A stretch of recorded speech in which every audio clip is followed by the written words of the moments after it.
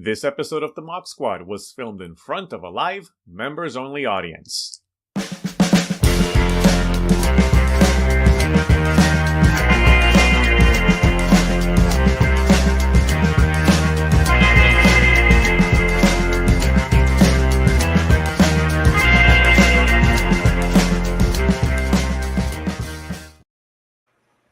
Greetings, imagination connoisseurs, and greetings, Robert Meyer Burnett.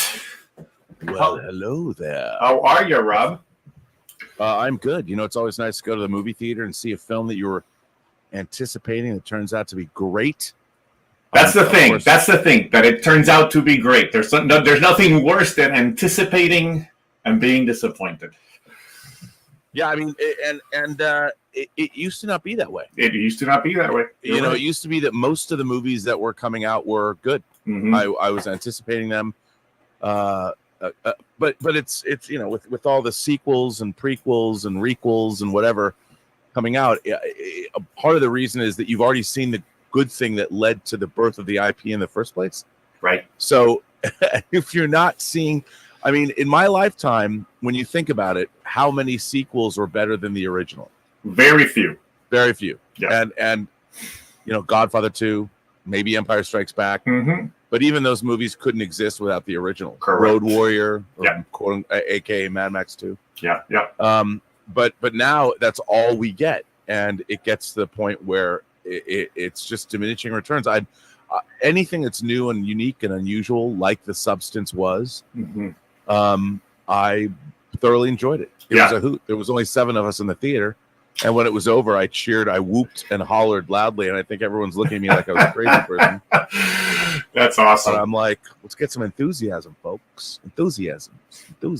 Yeah. So, well, I'm glad that you enjoyed it, Rob, because I know that it's been a somewhat disappointing summer getting psyched for certain movies and then being let down by them, right? So, yeah, I mean, now that I've watched Furiosa a couple more times, I like Furiosa more than when I first initially saw it. Mm-hmm. But yeah, I get it. I get the reason why studio movies can't. I mean, the movies that are coming out, like I'm really looking forward to The Brutalist and Conclave, which is based on a Robert Harris novel. Yeah. Yeah, and I'm looking forward to that kind of thing. And The Substance, what is it? Coraline Forget.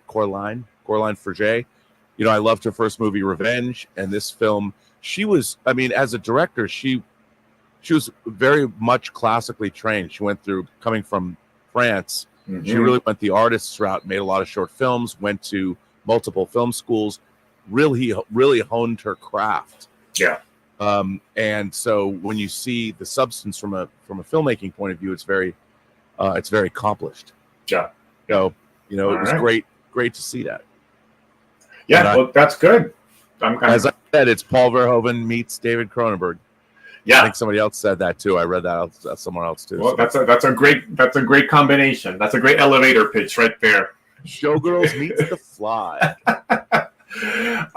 A reminder to folks who are joining us. Remember, if you're watching us on YouTube and you would like to actually join us in the conversation, if you become a member for as little as $1 a month, you will be able to get the link to the Zoom call, so you can join us and interact here with us, ask questions, chat with Rob. Also, remember that during the call here, we're happy to take super chats or tips. And actually, we have a super chat already, Rob. I figure maybe we can kickstart with that, and then we'll go from there. Kenneth LaRoque sent us $20 Canadian. Thank you, Kenneth. Wow. Have you seen the Kickstarter for the re-release of Mattel's Eagle 1? I actually asked Rob about this yesterday, and Rob had some covert, some rather. I'll let you say. I'll let you say what you can say, Rob. So the Jerry Anderson website for Jerry Anderson, they had this first. Oh, okay. And I did not know that they were going to kickstart this. So for those of you who don't know, one of the greatest licensed toys ever made was the 1976 Mattel Eagle Transporter, because it was relatively Well, it was a little smaller, but it was like in scale. It came with 3 action figures. It came apart. But when you had it, it vaguely looked exactly like it looked on the show. And it was the greatest toy because, you know, they would never, you get a Batmobile and they'd have a sticker on the side that said Batman.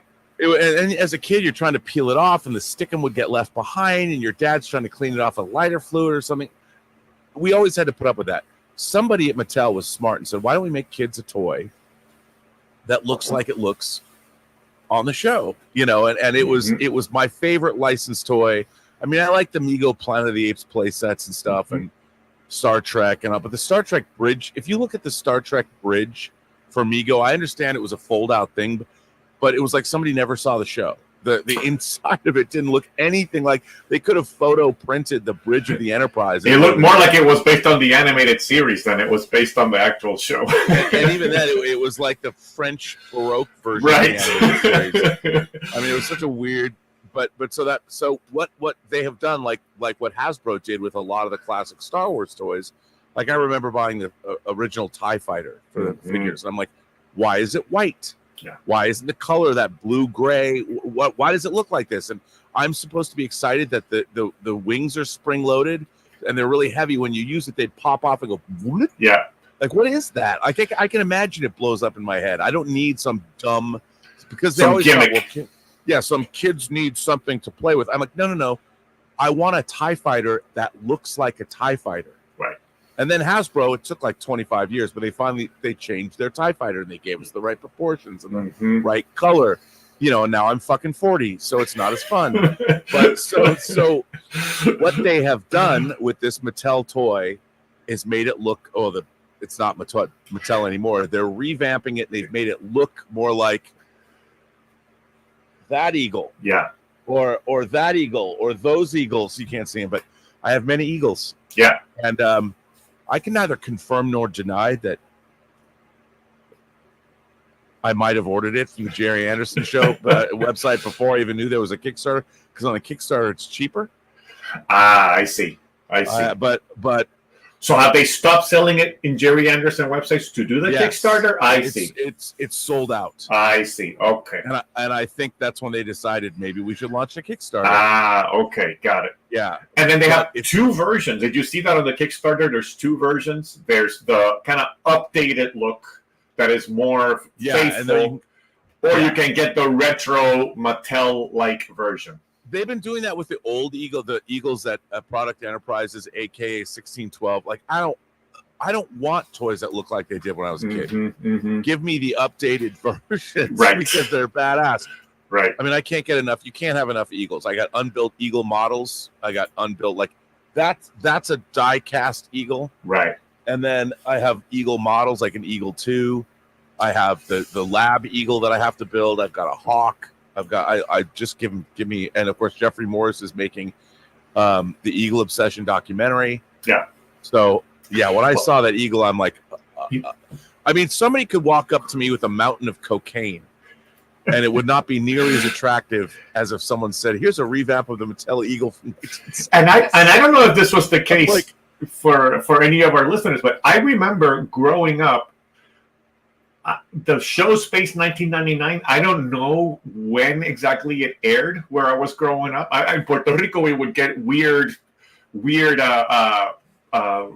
deals with the companies in the U.S. that transmitted shows, and they would get translated into Spanish sometimes, and you wouldn't get like a stable time slot for when they were going to air. But I remember this toy being cool, even if you didn't watch the show. Like people wanted this shit just because how cool it was. Oh, it was so cool, and it was a big chunky boy. Yeah, like you couldn't. It was hard to pick up, you know. So when you flew it around, you had to have both hands. But what was great about it is the cockpit opened, and there were 2 seats in it, and it came with a rack that had the stun guns on it, and you had the spacesuit figures, which were really well proportioned. Yeah. And they had their backpacks on and helmets that you could take on and off. And there was a hatch in the middle of the winch, went down out of the bottom of the, in a vacuum of space. I don't know how practical that would be, but they had it. And then you could take the engines off and you could take the cockpit off and then put them together and make it into a little scout ship, which was Right. not canonical to the show. But that was a toy feature that I could get behind, because in the show you did see the front of an eagle come off, like in an episode like Dragon's Domain, and they could swap them out. So that's just that in universe. Hey, that could work. Right. I believe that could happen. And it didn't break the original toy, right? So it wasn't like it toyified it in any way that it was obvious, like the TIE Fighter, right? The people that made that toy, they knew, everybody who understood, like even Dinky with their crazy, they made two different die-cast eagles. They made the regular eagle, and they made the freighter eagle that had nuclear waste that you could get. Yeah. That also had a winch and with a magnet. It had a rotating thing in the carriage where you could snap in the nuclear waste. But then what was weird was the regular freighter eagle, I guess because it was dinky, you could get it in green or blue, where the cockpit was green or blue, and then the engine, the side maneuvering were different colors. I'm like, and so the first thing you do when you get the freighter eagle is you swap out. It was all white. You take the white undercarriage and make a full white eagle, and then the freighter could be different colors depending on what it was carrying or whatever. I just never understood why Dinky would make these Jerry Anderson toys. Like, they made a Thunderbird 2, and they didn't make it green. Yeah, and I'm like, how do you make a Thunderbird 2 that's not green? Or you make a Shadow, like Dinky made a Shadow Interceptor like this. And this is a Product Enterprises Shadow Interceptor. And this is the proper color, but Dinky didn't do this. Yeah. Why not? It's weird. Those. I wonder what licensing issues get in the way of doing things like that. Yeah, I mean, I and the funny thing is, now they get it. Yeah. Now they understand. The HasLab, when HasLab makes Jabba the Hutt sail barge, it's pretty great. And it took people a while to figure that out. But it was very frustrating. This is so weird to say, but I've talked about this a lot. It was incredibly frustrating being a fan of like superheroes and Star Wars and Star Trek, and get toys that didn't look like the things that you loved. Yeah. And you're right about Mego. It was probably because the animated show, it was directed at kids. Probably, yeah. But if it didn't look like what you loved, like even as a kid, I would always be disappointed. Like, my mom took her so long to find the TIE Fighter for me for the Star Wars figures. When she finally found it, brings it home. She thinks it's a huge victory, and I open it up. I'm like, whatever. And my mom's like, I'm like, Mom, the wings are too small and they're too far apart. Yeah. And my mom's like, I can only imagine what it was like to be my mom. She's done this, and I'm like, Mom, it doesn't look right. She's like, What do you mean? I've been looking for this for months. I finally found it. I'm like, I don't know. I mean, the land speeder, Luke's land speeder with the spring-loaded wheels, it was too short. The nose wasn't long enough. You couldn't fit R2, 3PO, and Ben Kenobi on, and Luke in it. And the glass dome was too tall. I'm like, how hard can it be? Yeah. To make, and when you get a toy, I felt as a child, why are you insulting me? Right. Why are you not giving me? It's so easy, and you buy these things that I'd get them and play with them. I'm like, okay. And I collect them all, but I'm like, could be better. That's the birth of the customizer happened right then and there, right? And I mean, those of us disappointed with the toy not being exactly right. and now the problem is, now as a middle-aged man with one foot in the grave, all the stuff is coming out. It's so awesome. It's like, oh, now I have a 1/6 Batmobile from Batman the 1966 show. Although that was one of the greatest Corgi die-cast toys ever, was that Batman thing. But now it's great. Yeah. Love it. So it's perfect. Couple of other super chats here. Shonen Kaiju has been a member for 3 months. Welcome, Shonen. Thank you for having been a member for 3 months. And following up on the substance, we heard from Krizik, who says, I like to say that the substance is like Benny Benassi, Brian De Palma, and David Cronenberg were in a three-way while Screaming Mad George directed. That's a good one, too. All right. Well, enough of that. And remember, you can continue sending your super chats if you'd like to do that and contribute to the show. Meanwhile, let's go ahead and admit all of our friends who are in the Zoom call, eager to get here to chat with us. So here we go. People are like, why are you talking about toys? Stop talking! Let me in. Yeah, we have to set the tone, right, Rob? It's all about setting the tone. It is. It is all about setting tone. And remember, as you come in under the Zoom tools, there you have the raise hand feature, so you can raise your hand, and that way we will call on you by the order in which you came in. Let me go ahead and put Rob on the spotlight. There you are. On the spotlight. On the spotlight. And our good friend Andy from Argentina is first to join us. So let me go ahead and have Andy join us here. Hello. What up, dude? Buenos días, Andy. O buenas tardes. Hola, Roberto. Hola, saludos. Hola. Hola. What's How up? are you? Fine. Muy bien. Or sorry, yeah, muy bien. With a lot to say. This is what happens, all right? Uh-oh. I've been watching so much Star Trek in the last few days that if I want to unpack everything that I want to say, I would need 7 hours, not I 7 love it. minutes. Let's do a 7-hour Star Trek stream. Oh, wait, I'm Yeah. not talking about it anymore. But maybe what we can do is I would like to focus on just one thing, and we can talk about that for 7 minutes, and that's it, at least for now. Help me in.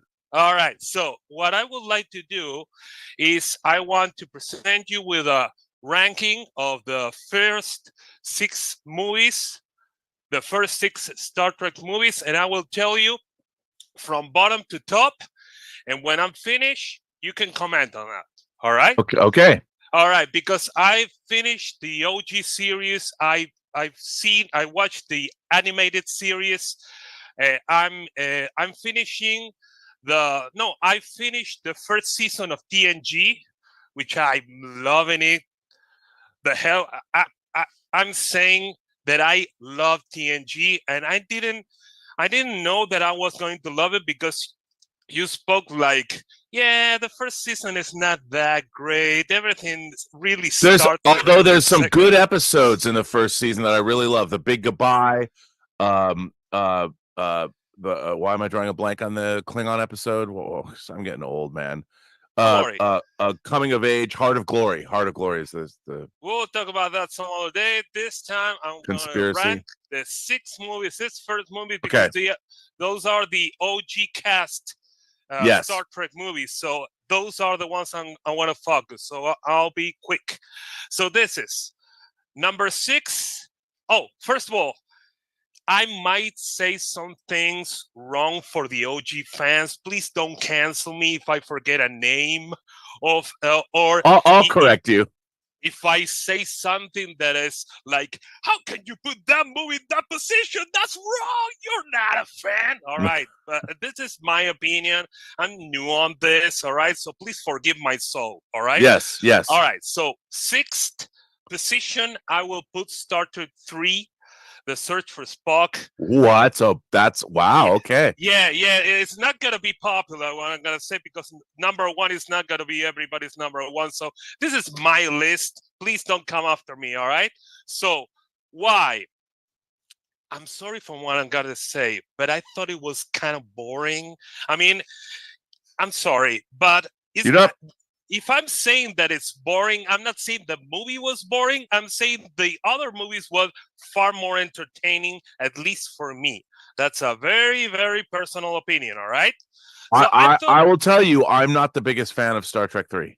All right, but the other thing is that the production looked a little bit cheap. Because it is. Some of the people are comparing that movie like, yeah, you look kind of like the TV show, and that's a plus, right? No, for me, it wasn't a plus, actually, all right? So that's why it's in 6th position. Then 5th position, Star Trek 5.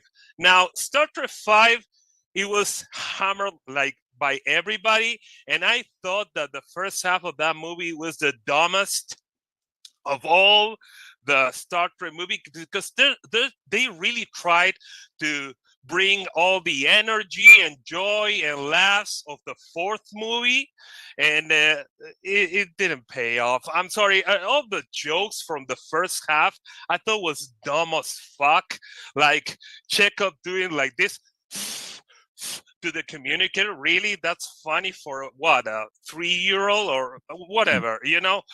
I didn't think it was funny enough, and the last part, it actually improved. That's why I'm putting in the in fifth position. But I didn't like that much that movie, but I liked it probably more than many other people. And then in fourth position, I'm going to put Star Trek 4, which I would love to put it higher because I thought Star Trek 4 was the most entertaining of all the Star Trek movies. I'm not saying the best, all right? And I'm not saying the best acted, but it's the most entertaining because it's like Deadpool and Wolverine. It doesn't matter if it doesn't make sense how they got there, but they are there and we're just gonna have fun. You know what I mean? So I like that. You know, I like to put all these people in the 80s and just having fun. And it doesn't matter if they're looking for whales. I didn't care about that. But yeah, I thought that was a great movie. I was thoroughly entertained by that movie. Then in third position, and this was hard to pick on because I really, really like this movie, all right? But I'm going to put it on third. It's going to be Star Trek, the motion picture. And this wasn't easy for me to pick because I like that movie so much.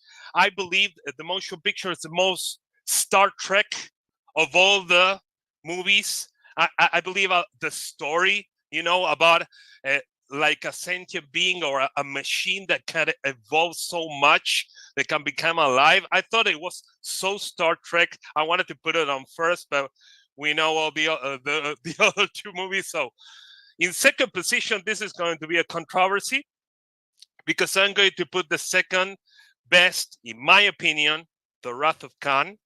Now, I want to say before everyone tries to kill me for this, that I think this is the best acted movie of all the Star Trek movies. The acting on The Wrath of Khan, I think, is the highest level of acting of all, in my opinion, of all the Star Trek movies, because the last speech of Kirk is like, if you don't tear up with that, you don't have a heart. Oh, I did. I saw it 4 times in the first day it opened, and I teared up all 4 times. Yeah, and the acting of Ricardo Montalban, get out of here. I mean, that's an actor, man. Or at least was an actor. But yeah, what a great movie. And I don't think that was the most Star Trek of the movies. I thought it was a great story, and I thought it was really interesting that there was like an element of horror in that movie, which I didn't expect. I mean, all those scenes coming out of the ears and then some jump scares sometimes. Whoa, is this happening really in the Star Trek movie? It was like a very good surprise. The original Star Trek has a lot more horror elements than people remember. So Star Trek did have a lot of, I think, you know, there's a lot of not just horror episodes, the obvious like Cat's Paw, but in terms of the monsters and creatures, neural parasites and things like that, there's a lot of horror elements. And I'm going to say the first movie, of course, is going to be Star Trek 6. Now, I don't know if Star Trek 6 is the movie that everyone loves or not. This is a very, very personal list of mine, all right? And I just watched all these movies for the first time. That's wrong.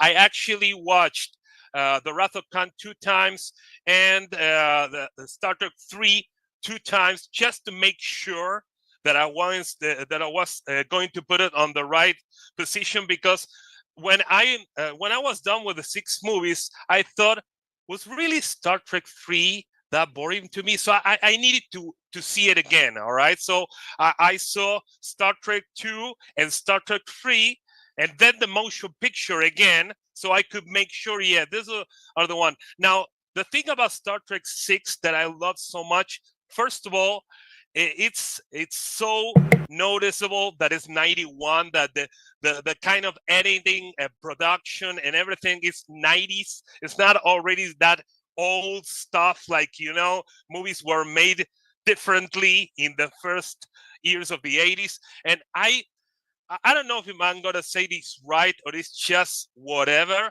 but I love The Hunt for the Red October so much, and I think Star Trek 6 had some elements of I agree. The Hunt for the Red October, and I love that so much. Besides, it's a quick movie, it's always moving, and it's interesting, and the investigation and the mystery and the acting, I felt it was great. Maybe I'm saying this about a movie that everybody hates, I don't know.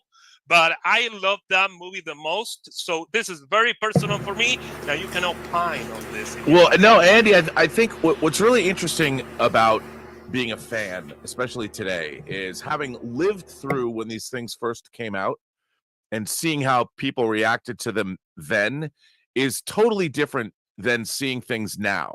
Yeah. Because the expectations and what people wanted from something, Wrath of Khan came out 42 years ago. Motion Picture came out in 79, and things were different in the way people. So when you go with history and time and where we are at culturally, movies change. They change for audiences. So I don't think that there is, you have to apologize for liking what you like. I mean, one of the things about reaction channels, for instance, is that especially amongst female audiences, I've noticed that Star Trek the Motion Picture, women who are reacting to Star Trek the Motion Picture now, especially most people doing reactions are younger and they're watching Star Trek, tend to really love Star Trek the Motion Picture. And they're watching the director's cut, so they're seeing a different version. And then when they get to Star Trek 2, everybody is sad and all that. So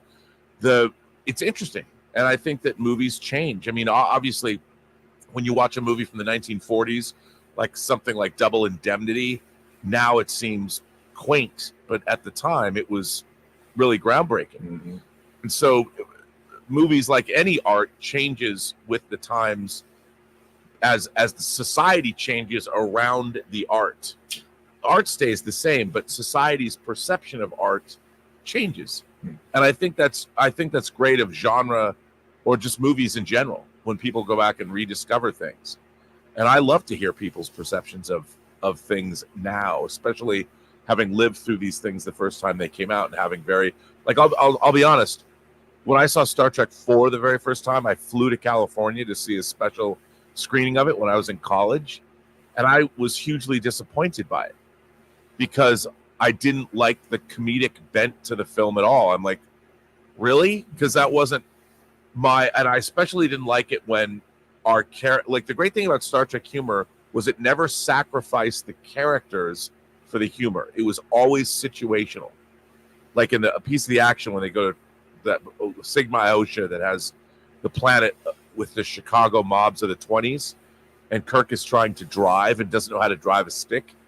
And they're lurching back and forth, and Spock turns him and says, "You're an excellent starship commander, but as a taxi driver, you leave much to be desired." I mean, they weren't making fun of Kirk. It was situational. There's no reason he should have been a great driver, and he clearly wasn't adept at it. And Spock's commenting on it. That's kind of funny. In Star Trek, in Voyage Home, you have him say, "I noticed you're talking different, your use of colorful metaphors," or "Weren't those a gift from Dr. McCoy?" Well, they will be again. That's great situational humor. But when Uhura and Chekhov are like, "Where are the nuclear vessels in Alameda?" They went to Starfleet fucking Academy. They would know exactly where Alameda is. And when they're saying they don't know where it is, I'm like, why are you doing that to these characters? I understand you want a funny scene, but you made them look dumb. And that's but now I love Star Trek 4. Yeah. Yeah, and Andy, I totally love Star Trek 6, and You know, one thing that I love about Star Trek 6 too, Rob, is the soundtrack. It's kind of a unique soundtrack among all of the. Yeah, Cliff Idleman. It's very much based on Holtz's The Planets. It is. Yeah. I think that was the original plan was to use the planets, and then they kind of went this direction. But among all those soundtracks, I find it one of the most unique. So I really like it. But I'm with Andy. I mean, I would love to have seen Star Trek 6. I mean, obviously they shot at a lot of the Next Generation sets. They didn't have as much money as they wanted. If that movie was like 3 hours long and they made it like Hunt for Red October and even had more stuff in it, it could have been great. Yeah, you can totally. I think it's good. I like Star Trek 6 a lot. Yeah, you could totally see even like a Klingon political officer defecting or something like that as a kind of a part of that. Yeah. Well, thank you, Andy. Thanks for sharing that information. Always a pleasure. I'm still working on the Buenos Aires Film Festival. I'm still looking into that. So. All right. Joey Hamilton is up next. I don't think we've seen Joey in a while. Welcome, Joey. Look, he's got his Bills shirt on. Yeah.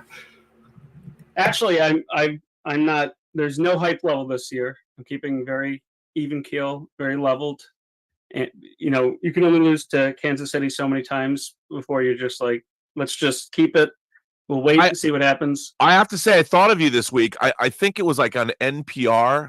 I heard whatever it was. I don't remember. I was hearing what it's like to live in Buffalo when the Bills play, and somebody was commenting on tumbleweeds when the game's on. Tumbleweeds are blowing down the main streets of Buffalo when the Bills are playing. Doesn't matter. Yeah, we don't have that high of a concentration in like the city of Buffalo. We don't have that populated of a city, but yeah, like it's. Everybody watches. It's like a high school town in that way. Yeah. That's funny.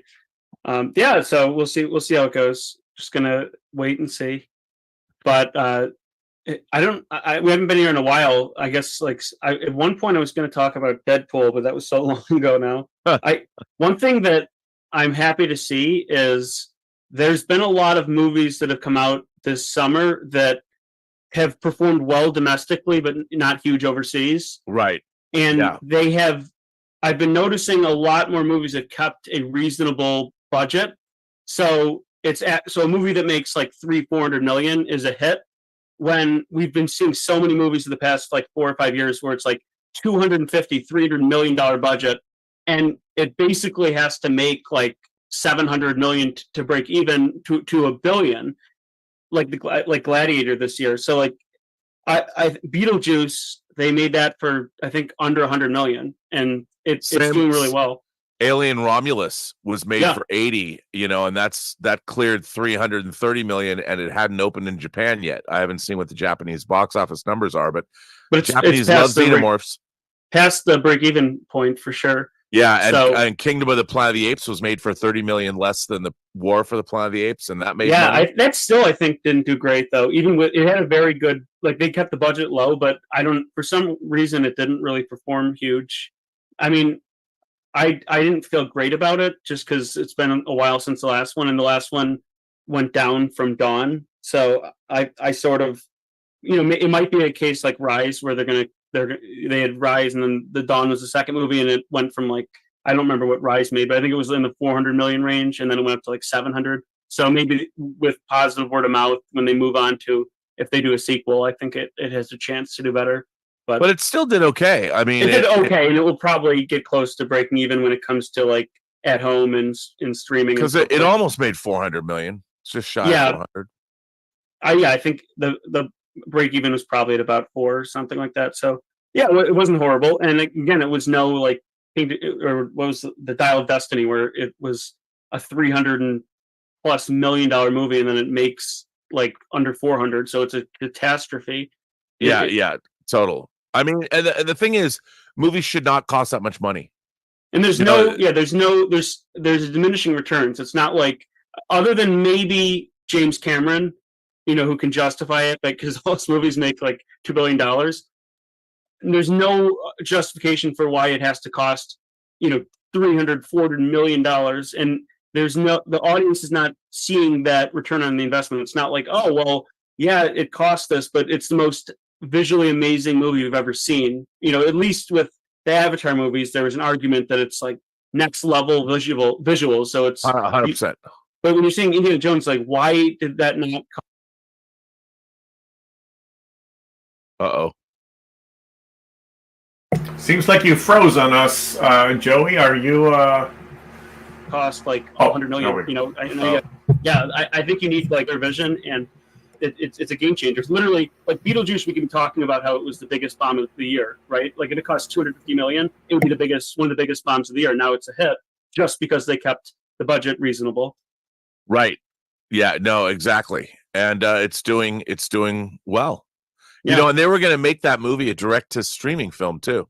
Yeah, they did that with it was a horrible error. They did that with Hocus Pocus, and I know like you probably don't think much of the first one, but I know in my generation a lot of people watch that every Halloween season. Oh yeah, people love that movie. Yeah, so it would have done about I think Beetlejuice business. I think domestically there's you know, and it's a film that appeals to a lot of women. So you would have people bring their daughters. You would have people who grew up with it. You'd have people who, again, it kind of gained a cult following. So it's got generations of fans, and they really made a mistake on that, I think. Well, like the second one's nothing. Like these movies that go to streaming are so weird. The fact that they made a Coming to America 2, nobody talks about it, cares about it. Hocus Pocus 2, even like when people think of Star Wars in the future, nobody will think of Obi-Wan. It's the weirdest thing that they made essentially like a Star Wars 3.5, but nobody, it's going to carry no weight because it just kind of fizzles when it's on streaming like that. Yeah, and I've often said all of these legacy sequels, Beverly Hills AF or Act complete. It's already gone. Yeah, and they don't look, movies. The way we think, movies have to come out theatrically to have any kind of a cultural footprint. You know, I mean, it's interesting. Watching Rebel Ridge, Jeremy Saulnier's Rebel Ridge on Netflix. I'm like, I understand it's Netflix, but I would have put that movie out theatrically. You know, I would have given it a budget and a push, but I will never understand the streaming model for motion pictures. I will never get it. Yeah, it doesn't make it makes no, unless no you're sense. Literally, unless you're like Amazon and you know, you have so much money that you want it for prestige and you're trying to build something down the line. But like in the short, they're not making money on any of the content they're producing. No, and they're still leaving money on the table. If you can earn back your negative cost, why not do that? And it's been proven that the movie is going to carry a lot more cultural footprint. Like more people will watch it if it's not a streaming exclusive. If they've heard of it, it's been in the cultural 100%. And the thing is, when you're streaming dollars, your subscription money has to pay for everything that is on the service.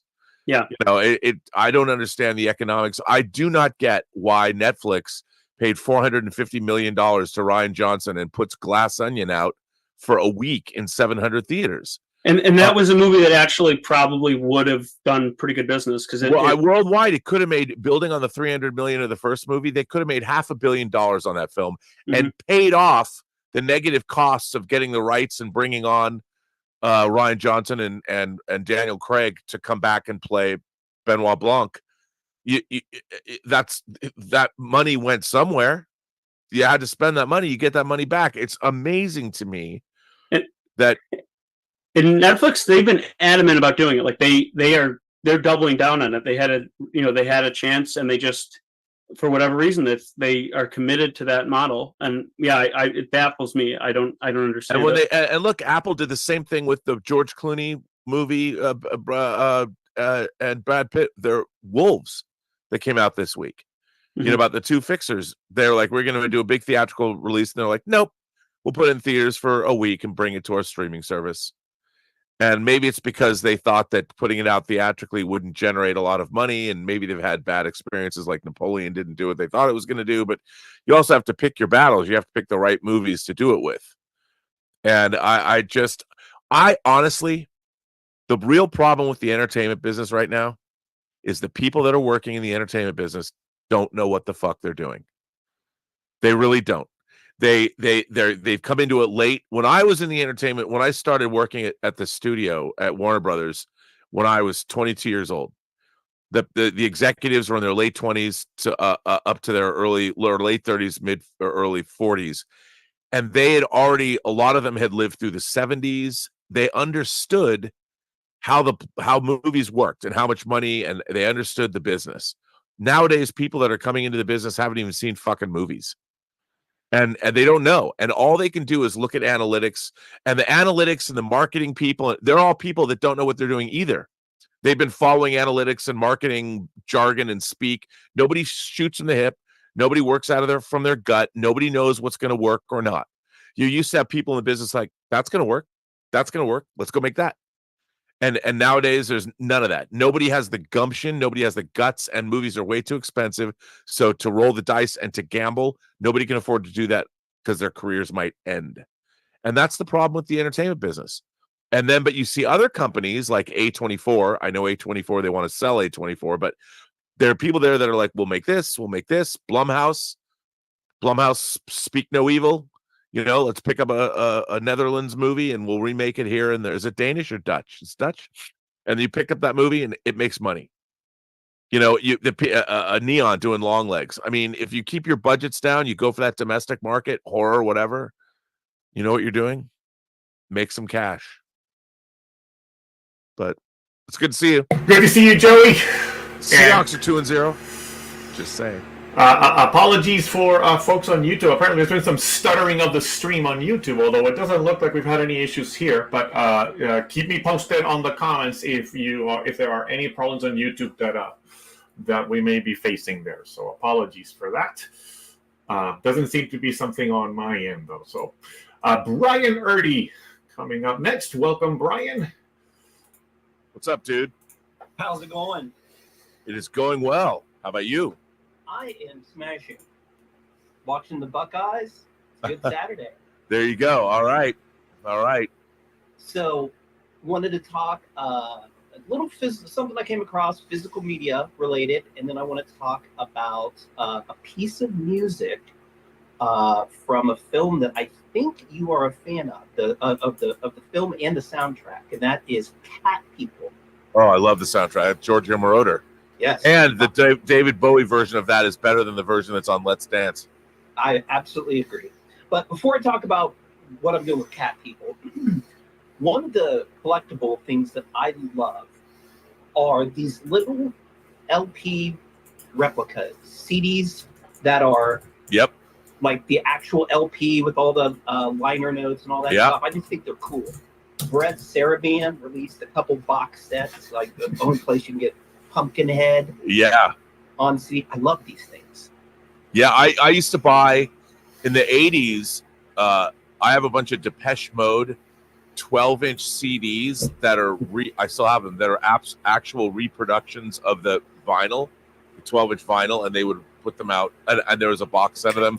Duran Duran released a box set of their 12-inch vinyls as in a little box set that I have that I love. Same thing. Yeah, they're cool. They're cool. I love them. It's just so retro. And I was at a Second and Charles here in Atlanta, a store that I don't always particularly love, but I came across something that I'd never even seen listed anywhere. I didn't even know you could buy it.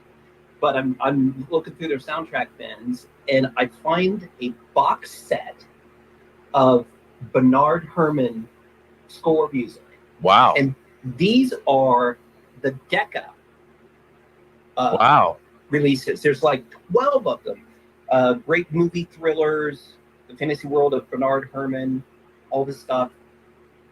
So cool. That's really cool. $10. I was just beside myself. I thought it was very cool. That's a score, man. But with Cat People, getting back to Cat People, the score for the soundtrack for Cat People is unique in that it's just like the original LP release of Jaws, where they re-recorded the soundtrack separately so that all the music that you hear on the Jaws LP isn't necessarily from the film. It's not the actual film music. I'm sure you know that. Yeah. But the same thing happened with Cat People. If you listen to the score in the movie, it's close, but it's very different. All the tracks on the LP, the soundtrack are longer. They're more produced, and even back at 82, 83, I remember noticing that, and I always wanted the score, the actual film score from Cat People. It's never been available, and everything's available. I mean, what were you going to say? Well, I was going to say that some of the time, especially with electronic music, music is edited and changed. They'll get multi-tracks and they'll drop out different things to make it work in the context of the movie. So in terms of, that's a good question. I would have to ask like Lucas Kendall or something to speak, or Schweiger or Jeff Bond to talk about that. But they could have, when they're mixing a movie, they do alter the music a lot of the time. And like, for instance, nowadays when we get score for films, you get it in tracks. So you have all the different instruments and stuff, so you can drop stuff out and you can alter the music that's delivered to you by the composer. And that frequently happens because you'll have this great piece of music and then percussion will start and it'll be over a dialogue scene. You can drop the percussion. Now, on the soundtrack album, they'll have the original piece of music the way it exists. But when you're mixing a movie, a lot of times you get to change and alter what the music is. So it might be, I can't speak to this. It might be that Giorgio Moroder delivered. And also back in the day, it used to be that because you wouldn't get all the music on an LP that was in a movie, so the composer would organize a soundtrack album and make the soundtrack album a listening experience. That's why the Star Wars, I always thought when I was a little kid, I'm like, why is this music so out of order? From the movie, but they're trying to make you a unique experience, the album nowadays. And I have to tell you, I kind of like that better because like when we started getting the Star Wars soundtracks in order and you get everything, the listening experience was diminished. I thought I understood the idea of getting all the music. Everybody wanted all the music, but to me, I'm like, I'm hearing a 20th Century Fox theme, and part of what I loved about soundtrack albums when I was a kid is that they were an experience unto themselves. Right. Just a thought, but I've been so obsessed with the. By the way, the Moroder's score for Cat People is awesome. It is awesome. It is awesome. That score it's one of my favorite electronic scores ever. It's so good.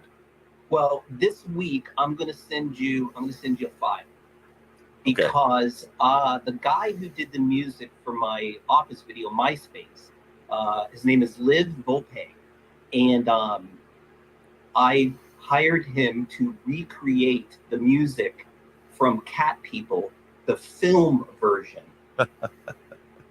Wow! And I'm getting it delivered this week, and I'm really excited. So that's wild. I'll send you a cut of it. It's taken a couple months to do, but it's been a lot of fun and just sort of a passion project. So I'll send you one of the cuts. I love that you did that. I love that the modern age has the technology that allows us to do these things. Yeah, and you find the right person. I found this guy off of Fiverr, and he had done a couple pieces of music for me. He did MySpace, and on a whim, I was like, would you be interested in recreating something from Cat People? Let's do one track.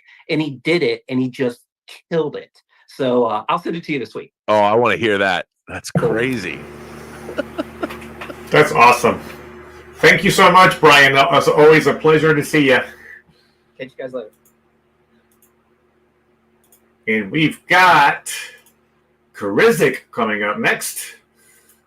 I love like the ABC Sunday Night Movie stars behind Rod Serling. That is very got a statue cool. This week. You got a statue. Sorry, I hit the wrong. Karizik, you should be able to unmute now. Sorry about that. That's okay. I was talking and I was like, I'm not unmuted yet. I must be. It was my bad. I hit the wrong button, and we just didn't hear what you wanted to say. So what I wanted to say was outstanding. No, no. There you go. Okay. Hey, how's it going, Rob? It's going well. It's going well. You saw a movie.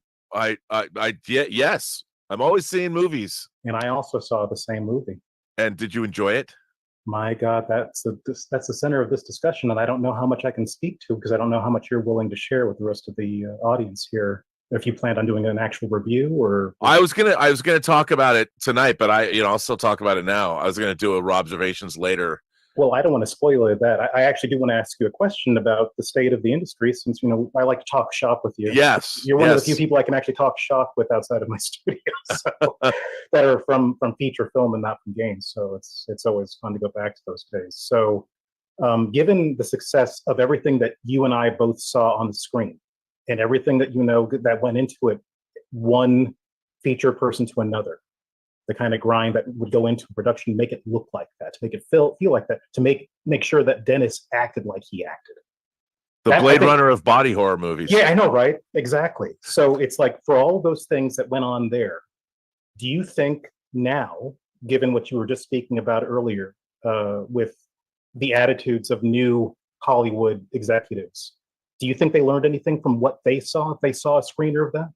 No. Do you think no? Let's see how that was. Okay, well, I guess that's the short answer. No, I mean, you know what I really liked? I think what I really liked is the use of physical effects. Like, I worked in makeup effects for a while. Yeah. I worked for Tony Gardner, and I miss practical makeup effects. As do I. And I think that there's something. Look, I appreciate CG, but like, I remember seeing Species, and I'm like, the transformation, I don't buy it at all. There was no physicality. It was just like you're just skinning it with some CG Same with, apologies to Brian, but like when Mystique transformed in X-Men 2 in 2000. Yeah, I understand that doing a physical transformation like that with physical effects would have been next to impossible. But the problem is, when a transformation has no physicality to it, it's not effective. I mean, I understand when I watch American Werewolf, it was 81, but when you watch David McNaughton you got the practical hand beneath the screen, and he watches his own hand stretch. Yeah. We know that it's a practical effect, but when you're seeing it combined with his face and him screaming and sound effects and all that, it becomes effective. And it does. Like, my favorite thing and it's not to say there wasn't CG in The Substance, because of course there was. Oh yeah, there was. And but I will say this, I haven't seen her speak to this, but near the end of the movie, there was a scene where Demi Moore's face plays a part in a real practical prosthetic.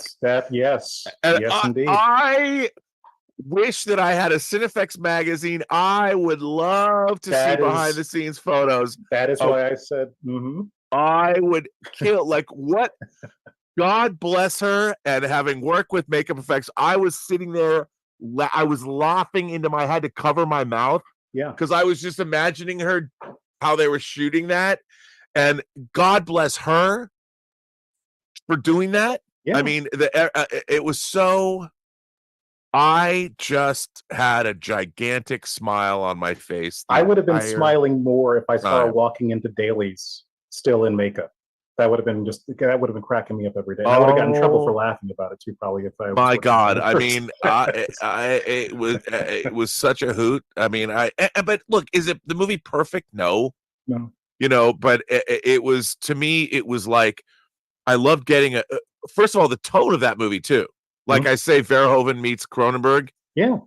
I mean, it really is that. It's one step away from being Showgirls at Pretty some much. points. Yeah, and that's also why I had said Screaming Mad George for the scene you're speaking to. Oh yeah, that's an effect he would have done with Brian Usna. Yeah, with Brian Usna. Which, by the way, right, this is like I would say maybe a callback to Demi's first film, right? That was not a Usna picture, but it was the other one that Usna always worked with. Charles Band. Charles Band film. Like Parasite. That's it, Parasite. That's the one. Yeah. So it's like, this is the first time I've seen her go back to actually doing something that's horror adjacent, which I love that, because she's a great actress, but it's like, She was fearless too in this. I mean, it was so. And I, you know, what's really interesting? I heard this. So obviously, there's a lot of female nudity in this movie. Absolutely. But I heard that Margaret Qualley was actually, when you see her fully nude, she's actually wearing prosthetic breasts. I didn't like know. That's not, which I could believe. You know, I mean, those actresses were fearless. You don't see, of course, the nudity wasn't necessarily presented in a sexual way. No, it wasn't. It was very clinical. It was very clinical, and it was really interesting. And I gotta go see that again. I want to see it with there was nobody in my audience. There was me, Elizabeth. I took Elizabeth. She I'm like, hey, I'm gonna take you to this movie. I really want to see it. I had people walking out of my audience in the third act. Oh, there was a guy down in front of me. There was a guy that was 2 rows down from me, and I could hear him and his wife reacting through a lot of the stuff, because a lot of people were gasping and and this, that, and the other. And my man was like, he said, okay. Like, he literally just said, okay, and then he got up and left. He didn't like go, oh, that's gross, or oh my God. He just said, okay. That is the statement a person makes when they're answering the question to, have you ever seen a man eat his own head? And he said, yes, I have now. So I've seen everything. Goodbye. I have to say, I knew I was going to love the movie from the opening shot. Actually, not the opening shot, but the top-down shot. I don't want to say what it is. I know what it is. Because, the top-down shot that it shows the passage of time. I'm like, this is fucking genius. Yeah. And I was wondering, and then the callback with the CG, it worked for me. It's fine. And the fact that we're getting, I mean, that woman, Coraline Fouget, I forget my pronunciation. If you look into her background, she's classically, in terms of film, she went to many different French film schools. She made shorts. She cut her teeth. She made Revenge, which Second Sight put out on Blu-ray. Was she a PA on Man Bites Dog or anything like that? I don't know. Okay. But I think she also directed an episode of The Sandman. Okay. She did direct an episode of The Sandman. I think the serial convention one with the Corinthian. But she's really earned her stripes, and she has an incredible directorial point of view. And it's funny, if I did my observations from last week after I saw The Substance, I'd say, you need to show that girls like this woman, this mother was like, there needs to be more films, by female directors in your class, teacher. I would have said, yes, that's right. I remember that. I think you all should go out and see The Substance. All 11th grade girls need to see The Substance. And I would take my entire class with me. And you know what? With the Jackie Chan movie. Oh, yeah. And then, Blood Diner. There you go. Somebody brought up Blood. You're the second person. And somebody then brought up with Catherine Bigelow's Near Dark. There you go. That's your trifecta. Yeah. Or Blue Steel. Right? Because you need more Ron Silver in your life. Exactly. But I would do that, and that was so great, because I think only a woman could have made The Substance, and I really appreciated the feminine viewpoint. Yeah. And I thought it was exactly what I wanted it to be. Same. Very much so. Well, that's my time. Thank you so much for opining on. Thanks for joining us, Krizik. Thank you so much. Yeah, always good talking to you. By the way, there's a thing on cable. I want to say it was on, called Aerobicize, and it was just women doing erotic aerobics, bumping their asses together. Clearly, she had seen Aerobicize. Was this weird throw? Look at Irene Jobson's here. You look so cute today, Irene. But Aerobicize was something I would just watch. All guys would watch it, and it was so blatant. It was just aerobics. There was no nudity in it, but it was the most sexually suggestive. And it was in a fully white set, correct? A fully white set, and the camera just kind of floated around as these women were doing aerobics. Yeah, and when I was watching this, I mean, clearly it was a throwback to that, and it was so funny because that disappeared, but it was so blatant and it was so over the top. But not gonna lie, I remember my grandfather sitting down in front of a little TV in the kitchen, eating an avocado and drinking Manhattans, watching Aerobicize. Man, and I was like, people don't remember it anymore. Oh, I remember. I remember. And they were totally bringing that up. Yeah. In the substance. And I was just like, wow. That shit would get canceled today. Oh, yeah. This aerobics show is only about the male gaze. Yeah. Yes. Yes, it was. What's wrong with the male gaze? We like boobies and asses. Is that problematic? I wonder how many people actually exercised to aerobicize. I don't think there was much of that going on. Oh, what I was doing wasn't exercise.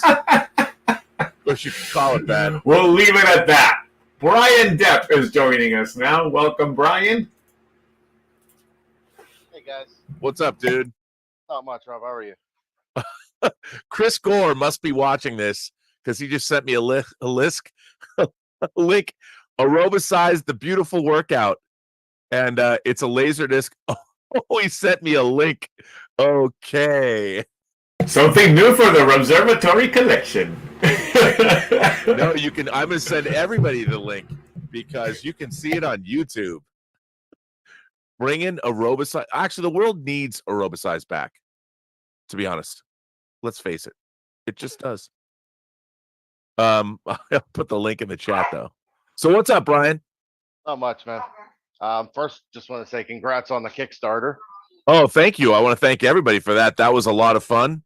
I also want to thank Gary Beekler for having me, Nerdrotic, having me on the show because we were able to goose it almost $20,000, and that's awesome. It was great, and I'll tell you, the show is exceeding all of my expectations, and we were going to go to New York Comic Con. I don't think we're going to go to New York Comic Con this year because I'm going to continue just working. We're still going to debut it in mid-October, but I've just been I want to get it right, and it couldn't be going better.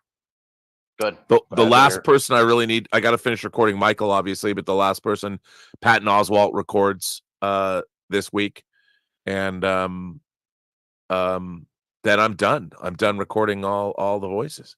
Oh, can't wait. Yeah, like middle of next month, you said. Yeah.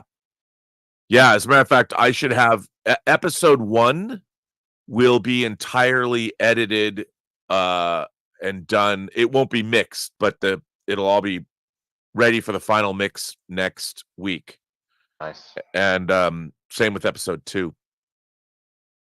Very cool. It's going really, really well. It's been so much fun. Last night I was getting David Strathairn was getting shot. Spoiler alert. Spoiler. But it's historical. So you know that.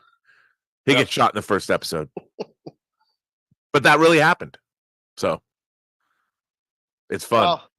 Well, the other thing I was going to talk to you about was since we last talked, I've got 2 physical pickups for you. Oh. So being a child from the late 70s, early 80s, this was right in my wheelhouse. Bro. Uh-huh. That's a preview of Let's Get Physical Media tomorrow. How could I? Because it has the hour-long episodes. Yeah. Yep. I had to have it. I had to have this. My only complaint is this clam case. I hate these. I hate these too. But it's cheap ass shit. But you know what? God bless them for putting this out. Exactly. Can't complain about the contents. No. And my other physical pickup. A dog? There's this little thing right here. Oh, look at that guy. Guy or girl? Little girl. Her name is Jasmine. Oh, is that a black lab? Chocolate. She's got a black sister over here on my side here. She's so cute. I miss puppies. So, yeah. Although we had 24 of them, so I never have to see another puppy again. But that's okay. At least in my house. Yeah, they're a handful. So that's what I've been busy with. Oh, that's amazing! Congratulations Thank you. Jasmine. What's your other dog's name? Harley. Nice. Named after Harley Quinzel. Of course. Was Jasmine named after Jasmine from Aladdin? Yes.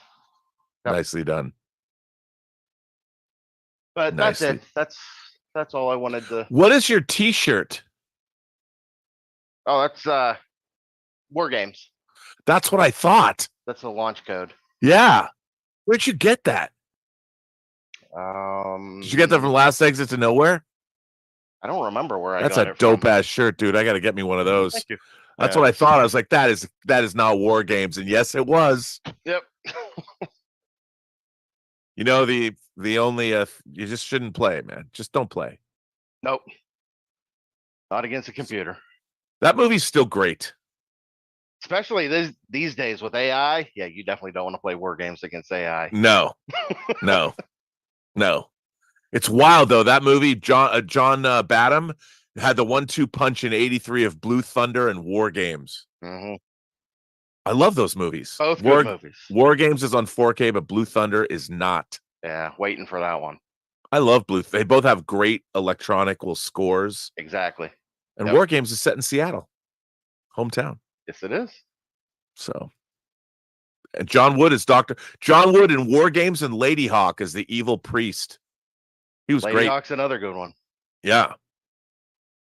Another those Matthew Broderick movie. I know. With another electronic score Yep. that people don't like. I liked it though. I liked it. Navarre. Great stuff. I got to get that shirt. That's an awesome shirt. Thank you. Yes. But that's it, Rob. I'll yield back the rest of my time. I just wanted to stop and say hello because I haven't been active with you guys on physical media because I haven't been watching them live. I can catch them after the fact. Oh yeah, no worries. Well, you already know that I have super friends. Yep. It's great to see you, Brian. Thanks for joining us. Brian. Thanks, Roberta. And let's see, we've got a super chat here. Let me make sure that I don't forget that. From the Wolfram Heart 79. He says, or they say, "Hi, Rob. You mentioned The Woods Are Dark a few weeks ago. I never heard of it, so I listened to it, and it was sick, and I loved it, and I'm sure it will never be filmed as a movie. Hashtag rescue Filoni's dog." Well, it's okay. It's interesting. So, The Woods Are Dark is a book written by Richard Lehman. It is. I actually have a slipcase hardcover of it. Dave Parker, who made The Hills Run Red, who directed The Hills Run Red, he and I talked about wanting to make that as a next project. The problem is apparently the rights are very difficult to pin down. To acquire, Yeah. And in terms of like, there's so many things about The Woods Are Dark that appeal to me. And Richard Lehman wrote, I remember in Fangoria magazine, like I admit when I was in the 80s, I read a lot of horror fiction. And the most sexually explicit and the most violent, the better. You know, and you know, I was 11 years old reading stuff that was wholly inappropriate. When people talk about young adult fiction, I'm like, nobody wants to hear about my young adult fiction because let me tell you, whether it was Graham Masterton or James Herbert or whether it was movies like books like Off Season, Clive Barker's Books of Blood, even. I mean, that stuff was the best. I loved it. It's the greatest thing ever. But The Woods Are Dark is one of those books where call it ferocious, but it's got a great intriguing mystery and a great payoff at the end. Nice. And I think it's something that could actually be doable. I mean, I think kids today, we need to go the other direction. Kids really need enough of this namby-pamby bullshit. We need extreme violence, extreme sex. We got to go in the other direction. Everybody's like, I don't know. I'm non-binary. I don't know. No. We need violence and sex in our entertainment rather than being medicated and shooting up your high school. Watch horribly violent, but now you can see everything you want online, so it's no fun anymore. I don't know. If you're a 12-year-old kid, why are you going to watch an R-rated movie with sex and violence in it when you're just going to go to Pornhub? Yeah. Or RedTube or XTube or wherever. Yeah. So it's all the romanticism of sex and violence is gone. It's very sad. Yeah. And those horror novels of the 80s, now you can't even buy them anymore because Grady Hendrix came out with that book, Paperbacks from Hell. So all the great paperbacks, there's a bookstore here in LA, the Iliad bookstore. And I used to go there all the time, and they have this giant. Because I still have, speaking of Graham Masterton, okay, Revenge of the Manitou. Here's a great book, Sex and Violence from the late 70s, sequel to the movie. I don't know why this book never leaves my desk. See, there you go. Well, that's Tolkien.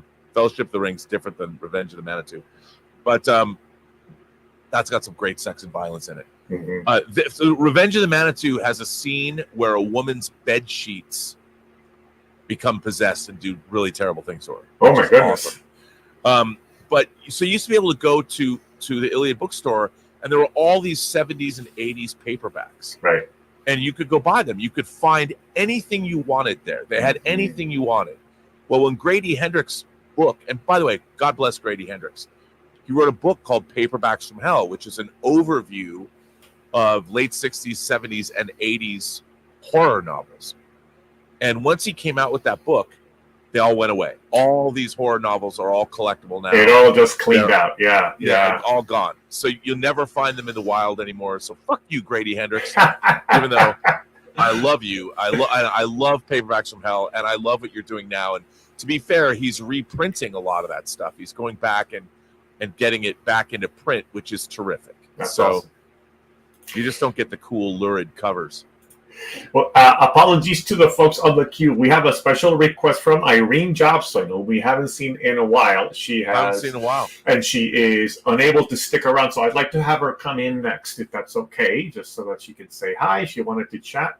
Irene, I've given you permission to unmute, so you should. Irene, you look great. So good to see you. Hello. Hello.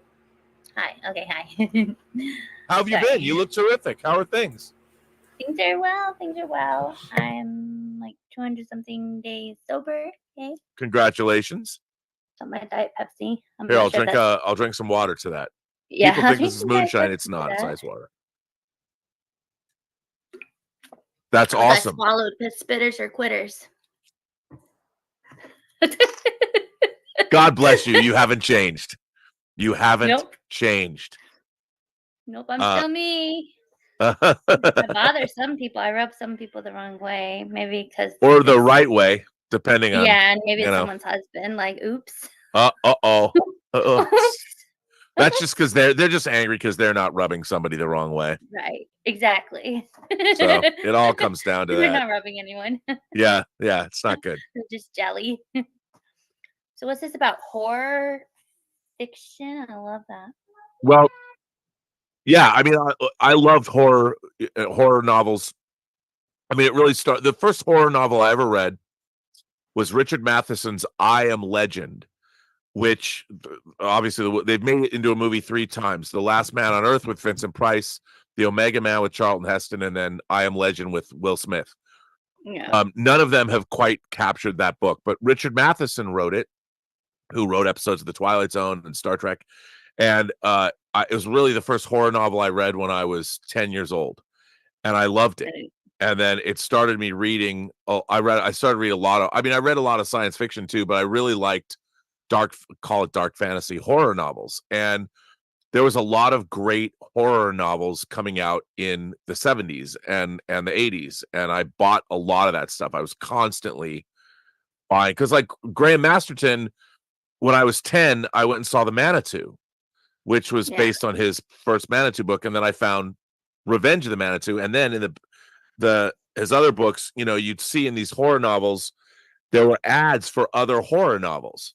Yeah, and they used to have that like in the back of the like you could see Graham Masterton's other work, and so I would go and like there was always these old ladies that worked at my local bookstore, and I would go and you could fill out a form and order books. So I was constantly getting books from the bookstore, and they would call and during the week, your book's here. And so I would get up and my mom would be like, where are you going? I'm like, I'm going to Island Books because it opened at 10 o'clock. So I take the bus because I never wanted to ask my parents because that was a pain in the ass because then I could linger in the bookstore as much as I wanted. So I would ride the bus. I would go buy my book. I would come back and I would sit in my bedroom all alone and enjoy myself reading wholly inappropriate material. But yeah, that's what I did. So there was so much of it, and it was great. I mean, I really loved a lot of it. Was really, I loved anything about plagues. I still love anything about diseases, like Steven Soderbergh's Contagion. That's like the Star Wars of plague movies because it's like real. Give me that. Give me the military cordoning off a town because there's some outbreak of something. That's like catnip to me. Give me something. Give me the military rolling in. And if you want to watch an early George Romero made Night of the Living Dead, Dawn of the Dead, watch his version of the Crazies. And also, you know what's really good? What's really good, I think one of the most underrated. There are two horror movies that are totally underrated. One is the remake of the Crazies with Timothy Olyphant, and the other is The Ruins, based on the Scott Smith book, where the teenagers, the college students or whatever, they wind up stuck on a pyramid during their vacation. You got to go The Ruins and the Crazies. There's my Halloween double bill for you. I love it. The Ruins and the Crazies. The Ruins and the Crazies. And the Crazies, you can either watch the original Romero one, which has more of that military action, or the remake of the Crazies is one of the best horror remakes of all time. It's awesome. Okay. It sounds like I have to watch both of them. That's what it sounds like. I need to watch both of the Crazies and the Ruins. Yep. And then I'll be booked for like Halloween. That's right. There you go. Yeah. I love that advice. I love that advice. They're good. Do you support so mental health awareness? Yes, especially through horror. Okay, good. Yeah, mental health awareness. Look, I think that's... What's that? Can you be my doctor? I could be like BetterHelp. I'll be your therapist. Just give me a buzz. Thank you. Yes. But I would probably quickly cross over into some wholly inappropriate territory, and I would get disbarred. I would have my medical license revoked after about our third session. Yeah. Then I'd get canceled, and something would happen, but I would blame you. I'm like, she dragged me into it. It would be my fault. You would write down that primrose path, the road to hell. I was just talking about this primrose path. Yeah, there you go. I'm telling you. It actually just came up, like, in conversation, like. Again, too, I would get in trouble. I would be a terrible therapist to girls. Terrible. Yes, I understand. All right. I think my time is up. Thank you for. Well, it's great to see you, and congratulations on sobriety and taking care of yourself, and it's great to see you again. We've missed you here. We have missed you, Irene. We've missed your double entendres and innuendo. Glad to see you. Glad to see you cheerful and healthy. It's very important for us to know that you're doing well. So thank you so much for stopping by. All right, thank you. Now I've been shamed into becoming sober myself. All right. Well, and thanks for the chat to let us have Irene jump in there, and we have the great Major Chai Chai joining us next. Welcome, Major. I have a letter to read from you on my next observations. So thank you. I think I have two actually. Yeah, I sent you two. One was a report on Blazing Saddles, and the other was on my back True Noir. Yeah, I'm going to read both of those. Oh, okay. How'd your kids like Blazing Saddles? Tell the folks at home. They laughed. My daughter was a little bit hesitant at first, but she started in as soon as we had a chance, as soon as. Did you brief them before you went and saw it? Did you have to tell them, like, give them a little primer and say, this is. No, I mean, we had shown them. I think in my letter I put, they have seen other Mel Brooks movies. Right. I didn't quite explain about the, I guess the racial tone of it. Excuse me while I whip this out. Yeah. So what was really interesting, and I didn't put this in the letter, was like Leonard Maltin comes on beforehand, and he's talking about the significance of the movie, and he talks about the fart scene. Right.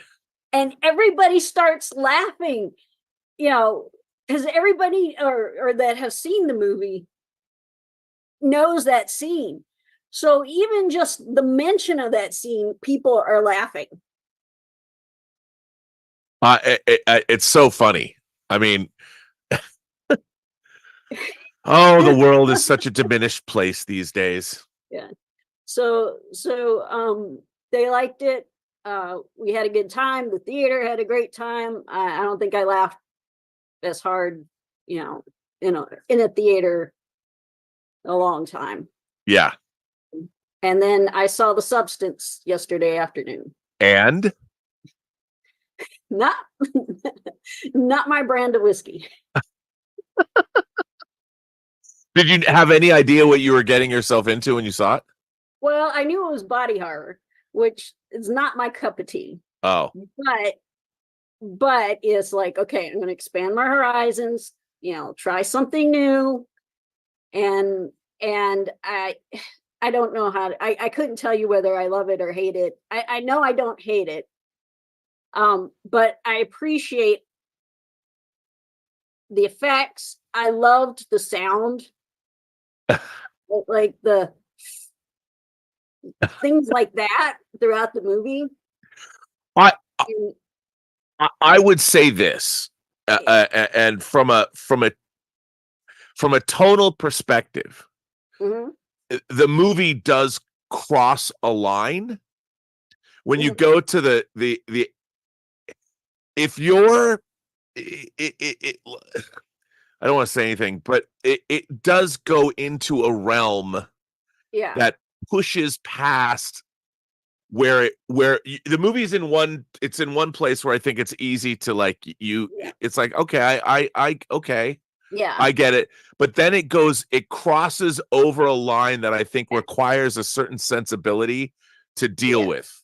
Some people are either going to either hate it, they'll be turned off by it, or they'll take it for what it's, but a lot of people aren't going to. And I think that the thing about The Substance is it normally, I'm a big tonal guy. Like, I expect a certain tone, and I prefer a more serious tone. But when I say like Paul Verhoeven movies, whether it's RoboCop, whether it's Showgirls, whether it's Starship Troopers, whether it's The Hollow Man, he's always riding this tonal tempest in a teapot that's really difficult to manage. And I thought that was pretty good with The Substance, because it's also dealing with tonal issues, like when you get to the first Dennis Quaid scene and the way he's eating and all that. That turned me off from eating shrimp for a while. I kept thinking in Apocalypse Now, if you eat these shrimp, you'll never have to prove your courage in any way ever again. In some ways, that was more disgusting than what followed later on. Yeah. Others, later on, I was like, oh, okay. I was like, how did they do that? I started getting like, how did they do this effect? I started picking out a lot of movie and literary references throughout. And if I may, the hallway scene reminded me of 2 lines of poetry. See Critic's response. And these 2 lines of poetry I want to read. It's from a poem called Solitude. It's where we get the lines, you laugh and the world laugh laugh and the world laughs with you. So the last 2 lines or 4 lines of this poem goes, there's room in the halls of pleasure for a large and lordly train, but one by one we must all file on through the narrow aisles of pain. I like that. And I'm sure that might have been her intent, the director's intent. She's a very educated individual. Yeah. So. And so, I thought of that. I thought of, picture of Dorian Gray and Dr. Jekyll and Mr. Hyde, all those things. I was like, oh, okay. All I can say is I want a sequel. I mean, the possibilities are endless, because there's a lot to explore in there. Yes. I want to see what happens to somebody who's able to actually manage the situation effectively that we see in that, rather than have it go south. Yeah, somebody that figures out, like, I can do this. Yeah. And because I have questions. I have questions about the process and how it all works. And I thought you could pair it with Seconds. Oh yeah. Yeah, totally. Now I have a question for you. Okay. I have a question in the movie that is, I don't think that everyone knows the premise of the film. Clearly, Demi Moore does not know what Margaret Qualley gets up to. But do you think that Margaret Qualley remembers what Demi Moore gets up to? Because I don't think so. Because if she did, so. like She that, would have written up, yeah, the she wouldn't have scene- been she wouldn't have been so stupid about what.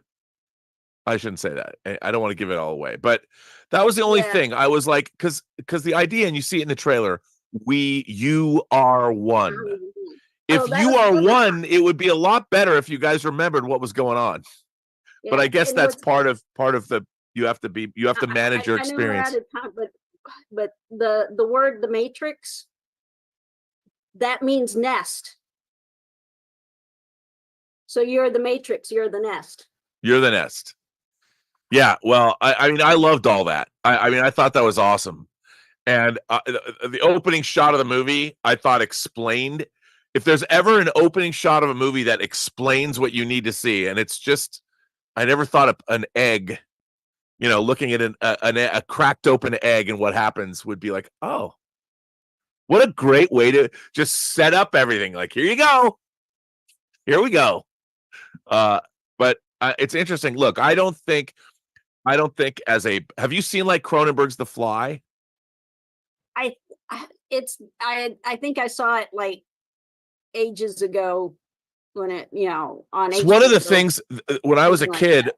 one of the things that made me love Cronenberg's body horror films. And what was interesting was the first Cronenberg body horror movie I ever saw was his first feature.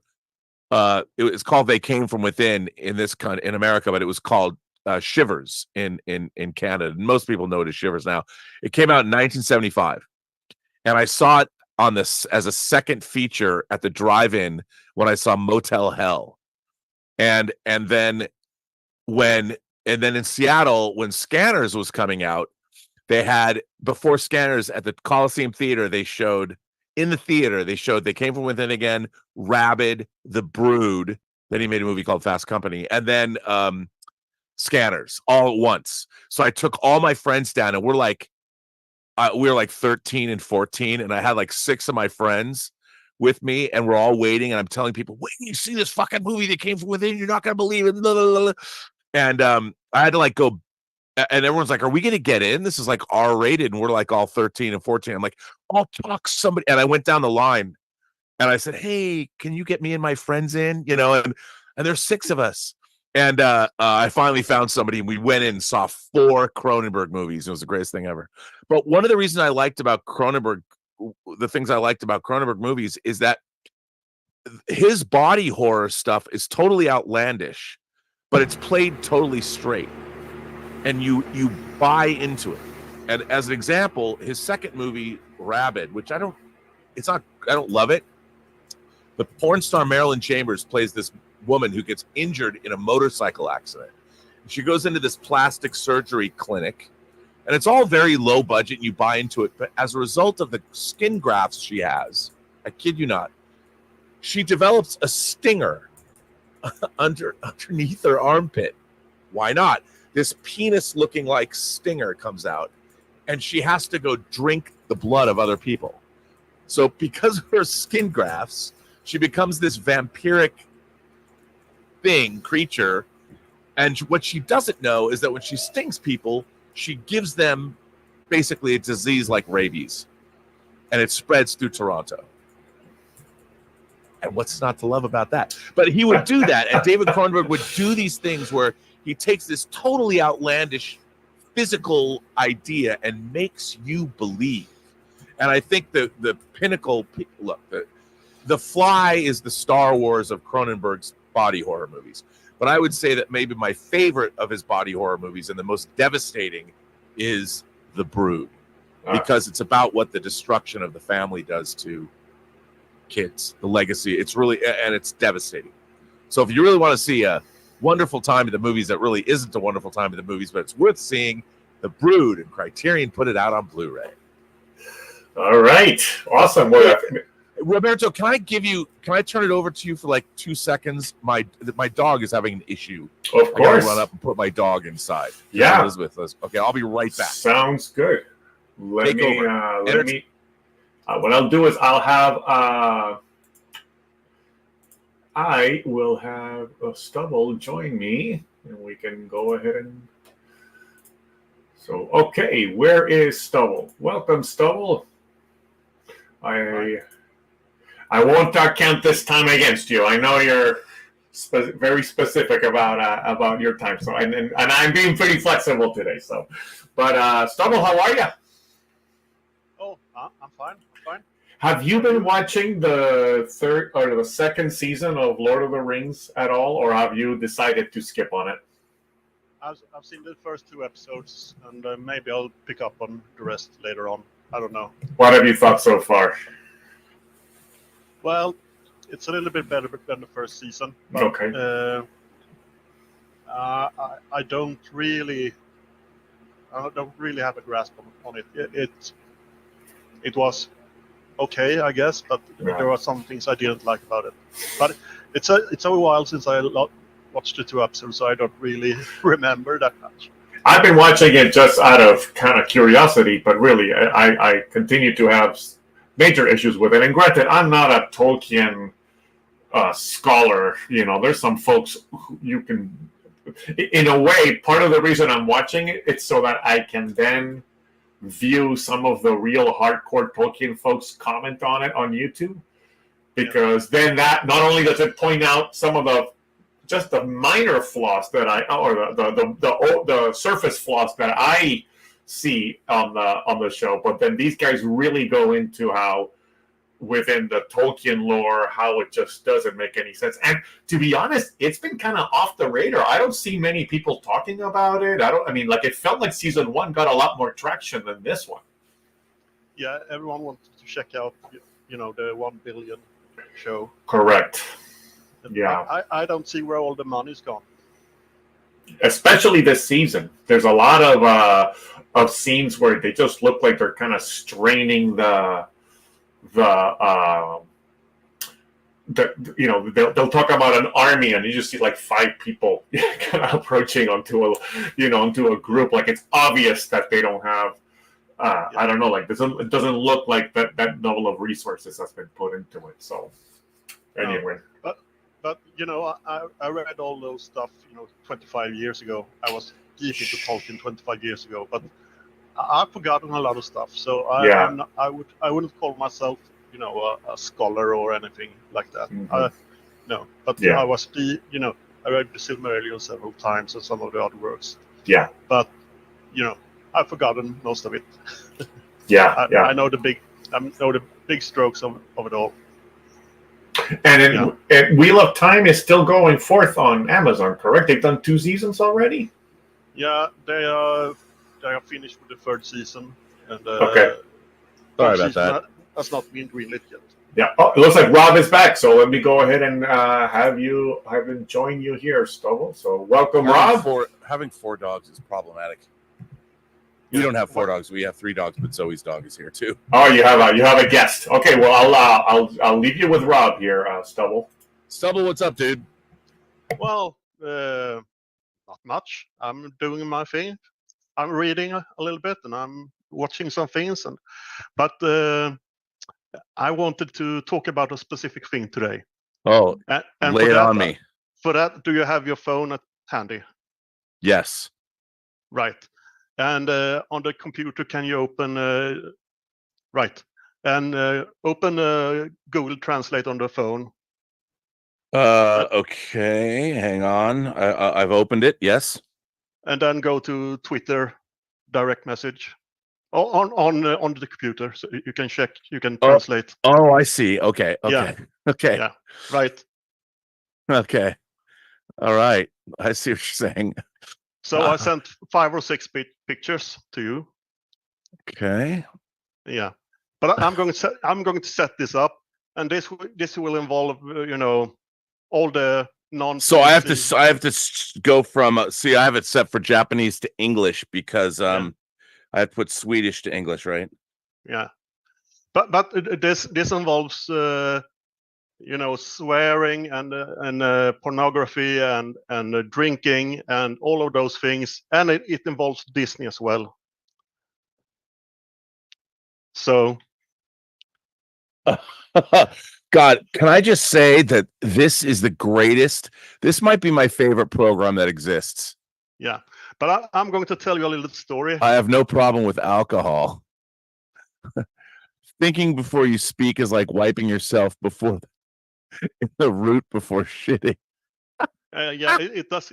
Yeah, and the top one is a little bit, you know, but.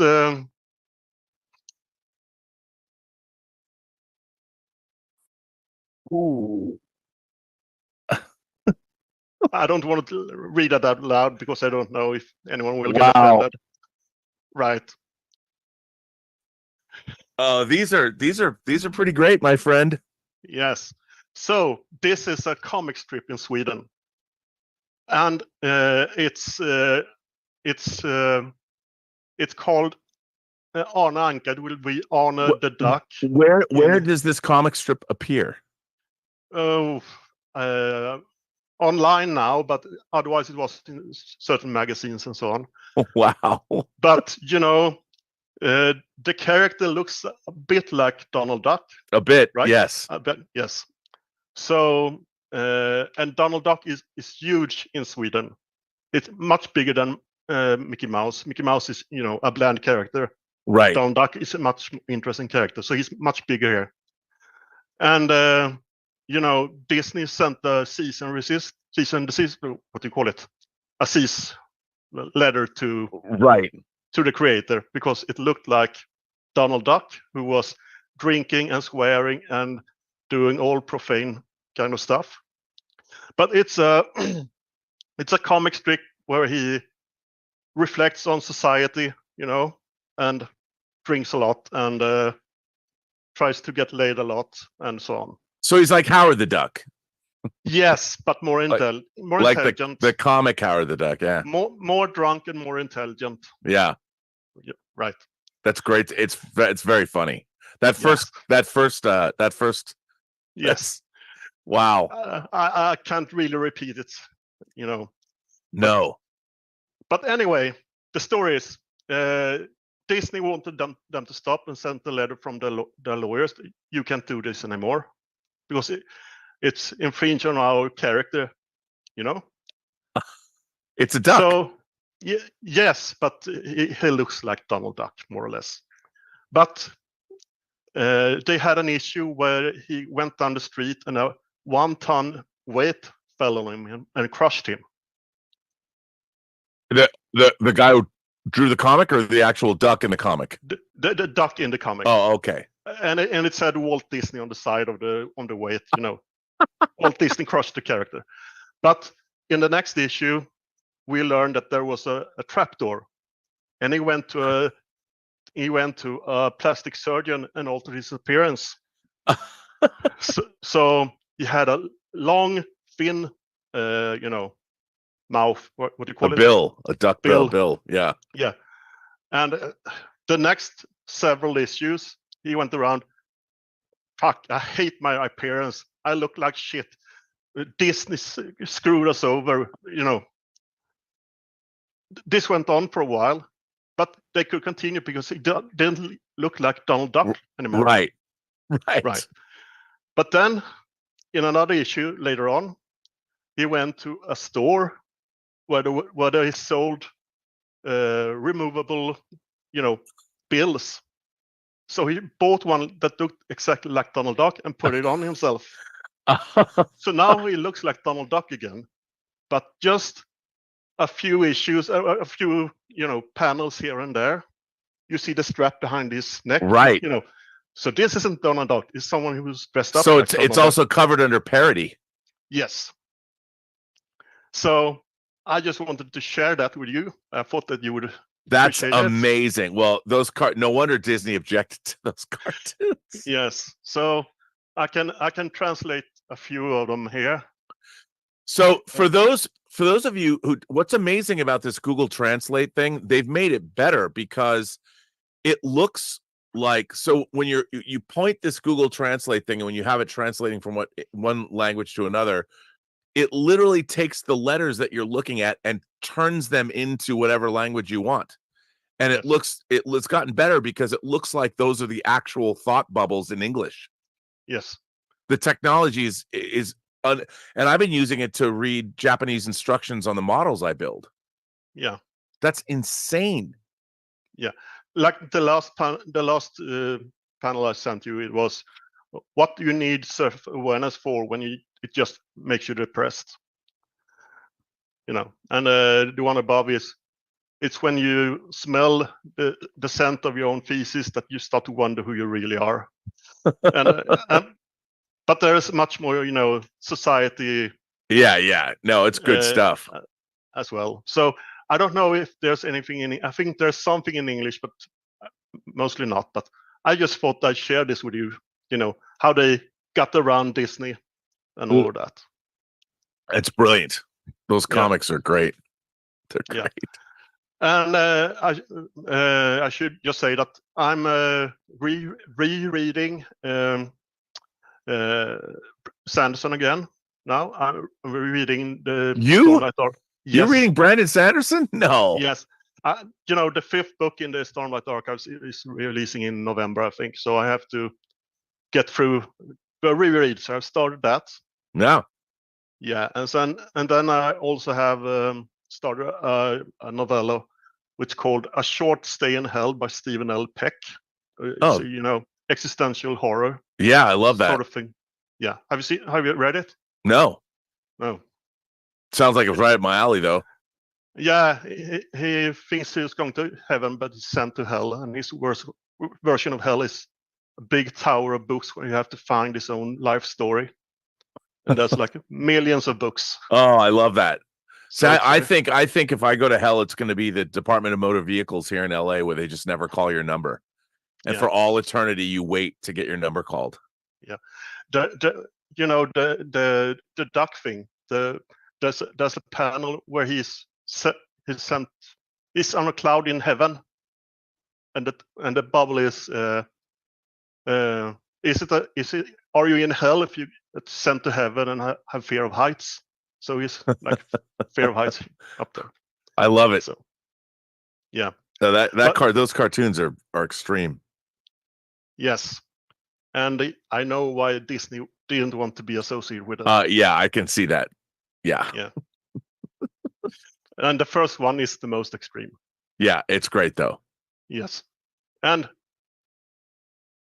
a bit of truth in there as well. 100%. That's why it's great. Yeah, 100%.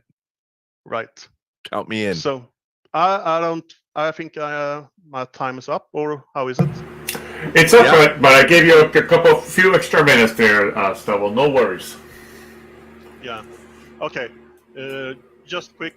John Mayall died about a month ago. You know, John Mayall and Bluesbreakers. Yeah. And I did a deep dive about that, and I must tell you that if there was one period in time I would want, one place, it would be in the second half of the 60s in London. I would be partying with you. Yes, I would be right there. And the swinging London. Yes, and the seeds of all the bands that came after. You know, the Bluesbreakers were those that gave. You know, Clapton went to Cream. Yeah, of course. John McVie went to Fleetwood Mac. You know, incredible time. Yeah. So. Plus, anyway, but enjoy your panels. Oh, I will. On the phone. Those are hysterical. Yeah. Thanks for sending those. Great to see you, Stubble. Thanks for joining us as always. Right, we've got Kelvin Welburn joining us. Kelvin, what's up, dude? Welcome, Kelvin. Thanks, Roberto. Good morning to you, Rob. How are you? I'm doing good. Although your Aussie output, I gotta stop looking at what it's killing me, dude. Killing me. I know it's going crazy, man. I'm like my head's about to explode with the amount of material. I know. I got to tell you something. I did a bit of promotion for you last Sunday for True Noir. Oh, you did? I was at a one-day convention, Doctor Who convention, with Fraser Hines, who played Jamie McCrimmon to Patrick Troughton's Doctor. And these guys are called Sirens of Audio. Okay. And so they review and do a podcast on the Doctor Who audios, the Big Finish. Yep. And so they had a little bit in the afternoon where they were just asking people if they listened to audio stuff. And I said, oh yeah, I did back in the 2000s, I did some old time radio stuff, and I did get the Big Finishes, but too much output. But anyway, I then thought, I'll grab the microphone again and give you a bit of a spiel about True Noir, how I backed it, and people should go out. Well, thank you. I don't know whether anyone really. Well, no, it was great. I mean, it's. I think we're like, it's still open. You can still pre-order it, but we got up past $50,000, which is great. Perfect. I mean, we're so over budget what we are going to be doing. We need all the help we can get, but it certainly is cool. It is, and I have to say that whenever you talk about it, it's like it's the most enthusiastic thing you've ever done in your life. I reckon. Well, I'm really, it's also the thing that I think I've had the most creative control over, in terms of like there's really nobody other than the fact that my producers and stuff. Max, I didn't write it. Max Allen Collins wrote it, and his script is incredible. But for me, it's like that's the kind of thing I want to be involved with, is something that has this great of a script, and then working with Christine and getting the cast that we're getting. And Michael Rosenbaum has been just a gift. I mean, first of all, he's a great guy, but he's also a terrific. He's a very smart, very intuitive actor, and finding the character with him has been a lot of fun because, once he locks in, he totally gets it, and it's so fun to read with him and stuff. And when we'll do there's a lot of narration in True Noir, a lot of narration. Yeah. And he'll do the narration, and I'll talk and make adjustments, and then when he does it, I'm like, okay, that's it, we got it, and he'll go, let me do one more. And then he does one more, and he takes all the things that we've talked about and just nails it. And it's like, well, that's the take, and it's been so much fun. I mean, I've been sitting with him in a room for days, just recording his character. And sometimes, I mean, the guy's a joy to work with. He's a joy to work with. And he's so good as Nate Heller. So good. Excellent. It's always good to hear. Yeah. Actually, I gotta give a shout out to Major Chai because I was asleep or was trying to sleep, and I said on YouTube, I'm trying to sleep, and she's made me get up. I do have one thing I really want to talk about is this absolute stunning 4K that they've done for. I got that. How great is that disc? It is awesome. I have never seen the film look so good. Plus, that movie's great. Oh, it is a great movie, but it looks incredible. 88 films, incredible. That whole line. I want to buy that whole line. But I just wanted to, because I had a discussion with a friend of mine. We watched it on last Saturday night. I've got to watch the other one, which is over there, Mark of the Devil, because we had a discussion which one is actually the more violent film.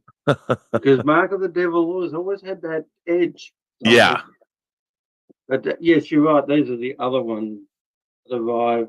Yeah, I got to get those. I've not seen the body steals. Yeah, I haven't either. I haven't seen the other three. But the mark, you're talking about the Vinegar Syndrome Mark of the Devil? Yes, it's over there. The 4K. Yeah. I haven't watched it yet. I'm looking forward to it. But yes, those are the ones. And I want to briefly talk about this film, Mute Witness. Yeah, I have that. I have that disc. What do you think? I haven't watched the disc yet, but I have seen the movie way back when it was released. It still gets me that this guy, Anthony Waller, was able to get a scene with Alec Guinness like 6 or 7 years before he actually made the movie. I know. It just blows my mind. And filmed it in a car park. Yep. So I'm looking forward to what those are. Yeah, Arrow has just been killing it too. These things just keep going. It's like I wasn't going to buy this one. I already had the previous Blu-ray from the United States. Right. But as you say, it's the beloved Second Sight. So anything that Second Sight does, I feel like you have to buy it just to support what they're doing. Do you get notification? Oh yeah. The hit show is on its way. I know. I can't wait. I mean, it's sad. I mean, I pre-ordered it from them, so I'll get it. But they stopped selling it in America. Which is. It's funny because I know Umbrella released a local Blu-ray, so I'm sort of thinking, but obviously maybe there's no one here in Australia has kicked up a stink. No, they from what I understand, they did the transfer, and Warner Brothers, because George Feltenstein helped them find the negative, and so they want to release it. But the problem is, look, the people that are buying stuff from Second Sight, it's like it's all of us connoisseurs, and it's all the people that people are going to buy what they're going to buy, and if it's hard enough to get people to let you get Chinatown in the States without it selling out. It's just frustrating. It's frustrating. The physical media market is frustrating because it's all like everything else. The collector's market has all been about now being a collector, and it's I have to worry about discs now. Am I gonna be able to get that before it sells out? That's exactly right. Anyway, it looks like my time is up, Rob. So it was good to get up and. Well, it's good to see you. Always a pleasure. We'll talk more about discs tomorrow. The endless parade of discs. The German will come back. Thanks, Rob. Kelvin, great to see you, my friend. I hope you're able to go back to sleep. All right.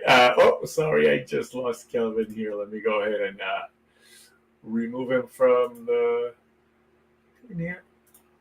And Rob, we've come to our 2-hour mark, so we are going to be saying goodbye to our friends on YouTube, but the chat will continue. Thanks, everybody.